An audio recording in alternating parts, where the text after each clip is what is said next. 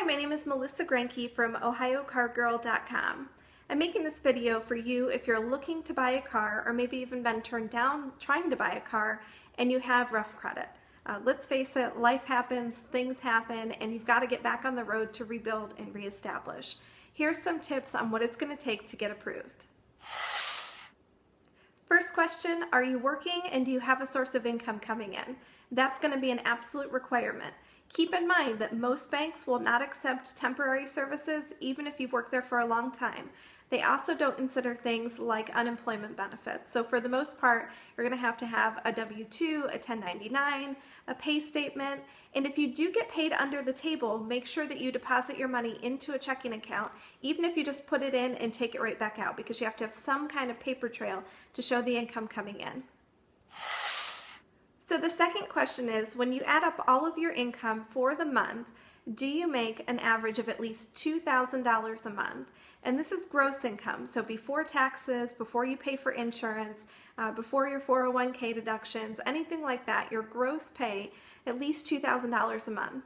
Now there are a couple of lenders that will go down less than that. Some will go to $1,500 a month, but that's pretty much the bare minimum that they're going to look for as far as income.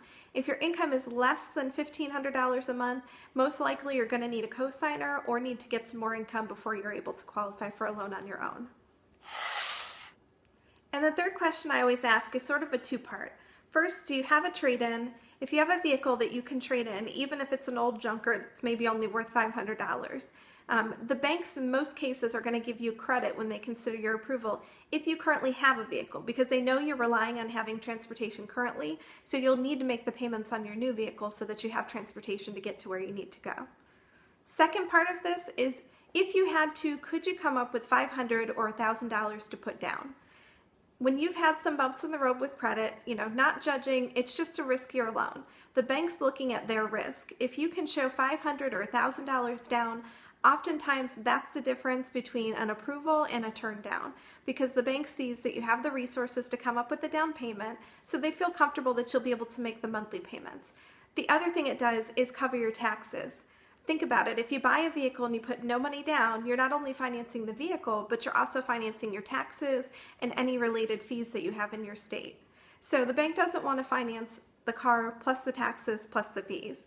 So if you can come up with that $1,000 down to offset part of that cost, where they're only financing the vehicle, you're in a much stronger position to get approved. So based off these three questions, I can get a pretty good idea of the likelihood of an approval for somebody. It doesn't cover every single scenario, so keep in mind your situation might be different, but it's a good general guideline to see whether you'd be able to get approved and hopefully make you feel a little more comfortable before you go into the dealership. I hope you find this information helpful. If you're in the process of buying a car and you need a second opinion or need some advice or help, feel free to get in touch. My website is OhioCarGirl.com. Also, make sure you subscribe to my channel for great videos like this one. Thanks for watching.